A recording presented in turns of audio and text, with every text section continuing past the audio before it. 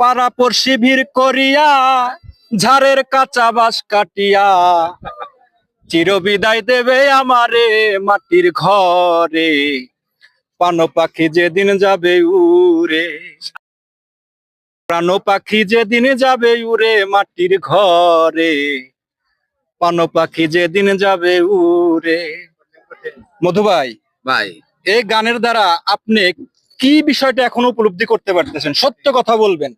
সত্য কথা হইতাছে, এই দুনিয়ায় কেউ চিরস্থায়ী না, তাকে মৃত্যুবরণ করতেই হবে, রাইট আজ হোক আর কাল হোক। আর তার সঙ্গী হইতাছে বাঁশ, রাইট। কাঁচা বাঁশ, না হলে বুড়ের হইতাছে হুগনা বাঁশ। এছাড়া সঙ্গী আর সাদা কাপড় ছাড়া আর কিছু হবো না।